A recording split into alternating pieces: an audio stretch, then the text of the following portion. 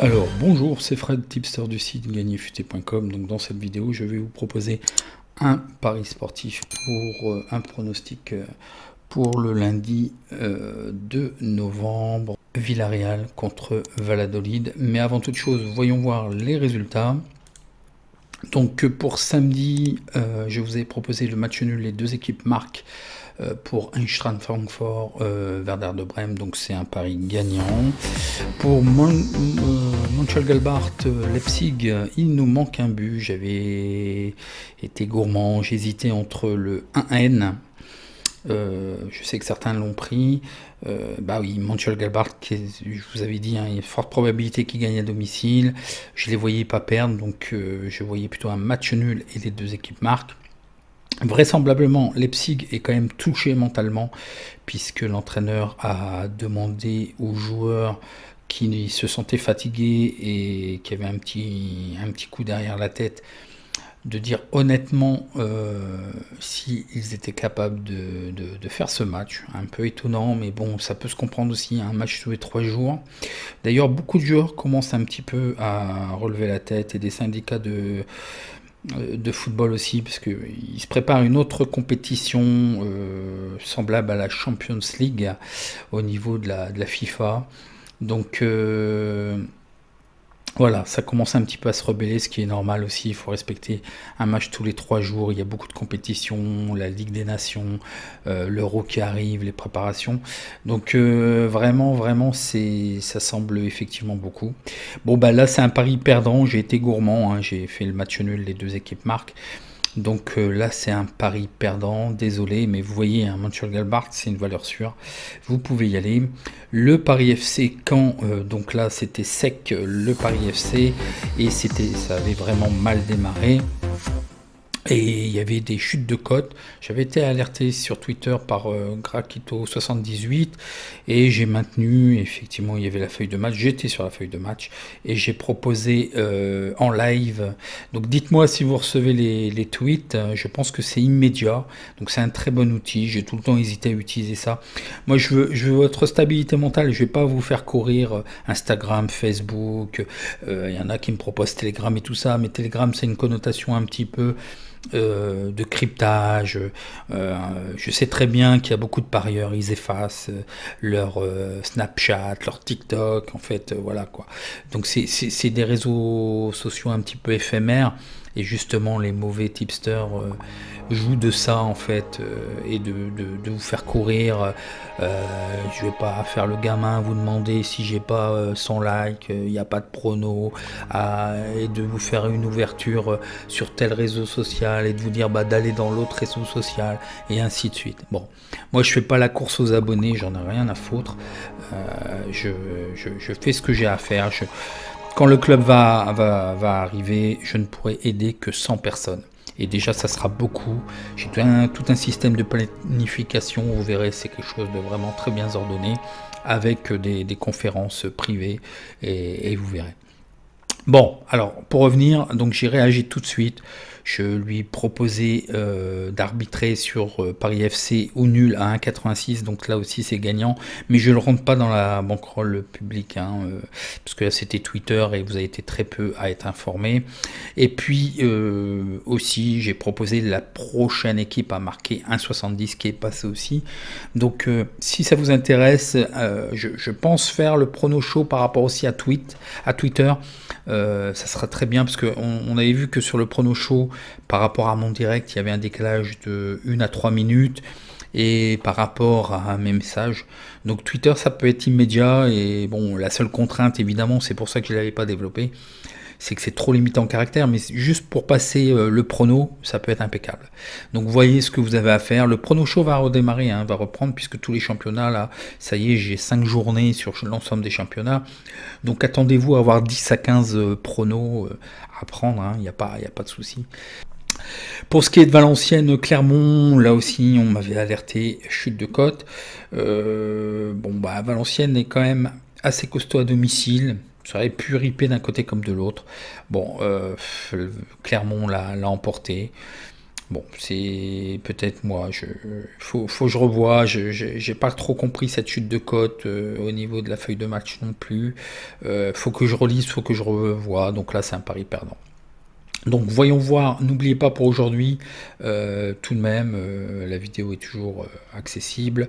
Angers Nice, Sampdoria Genoa, donc effectivement il y a une petite erreur, vous êtes beaucoup à soulever, mais je l'ai mis en surimpression sur la vidéo, hein, Sampdoria de Gênes contre Genoa, donc contre Gênes. Hein. Il y a aussi Lille-Lyon, et puis Manchester United, Arsenal. Donc voyez hein, ce que je vous propose. Maintenant pour aujourd'hui, donc c'est toujours à 18h, avant 18h pour les matchs du lendemain. Donc vous avez beaucoup de chance. C'est limite, mais je vous propose quand même le match Villarreal-Valladolid. Vous allez voir ce que je vous propose. Donc Villarreal est 5e avec 12 points. Et puis Valladolid, bon voilà, c'est catastrophe. Voilà, ça déclenche pas. Villarreal à 1852 points et Valladolid à 1597 points. Voyons voir le face-à-face. Donc une belle régularité, mais attention, ça alterne. Hein, ils se font quand même accrocher.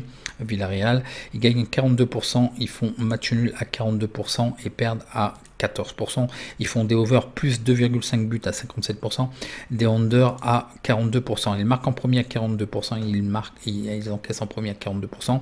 Le reste, ça veut dire que c'est un match sans but. Un rapport négatif de moins 28%, bah oui, parce que ça plombe avec les matchs nuls en fait. Hein. Le rendement, il est mis sur l'équipe qui gagne. Valladolid n'a toujours pas gagné en Liga. Ils font match nul à 42%, ils perdent à 57%. Ils font des over 2,5 à 28%, des under à 71%. Ils marquent en premier à 28% et ils encaissent en premier à 71%. Donc un rapport négatif, il n'y a aucun gain sur cette équipe. Le face-à-face domicile extérieur, donc Villarreal toujours invaincu et reste sur 3 victoires. Et Valladolid n'a toujours pas gagné non plus à l'extérieur. Voyons voir l'historique des confrontations. Donc ça gagne ou ça perd, hein, côté Villarreal, il n'y a pas de match nul. Et puis par contre, Villarreal a réussi à faire 2 matchs nuls à Valladolid. Donc voyons voir les statistiques que je vous trouve sur ce match. Donc les petites infos qui vont bien. Donc vraisemblablement, il y aura 5 absents, dont un joueur douteux. Ce qui peut être très gênant, c'est Pervis et Stupinha, qui est quand même pour moi pas trop interchangeable et dans l'équipe type de Villarreal. Pour ce qui est de Valladolid, Nacho Martinez, attention, il purge son carton rouge, donc lui c'est gênant dans le dispositif tactique. Et il y a 4 autres absents. Voyons voir les statistiques que je vous ai trouvées. Villarreal n'a subi aucune défaite lors des 6 derniers matchs de toute compétition.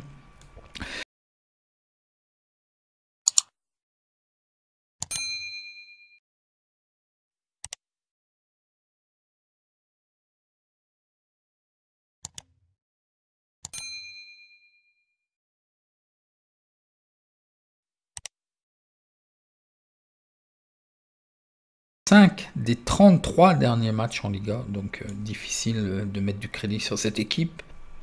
Il y a eu moins 2,5 buts dans 13 des 17 matchs de Villarreal et la moyenne de buts encaissés par le Villarreal est de 0,67 buts par match à l'extérieur.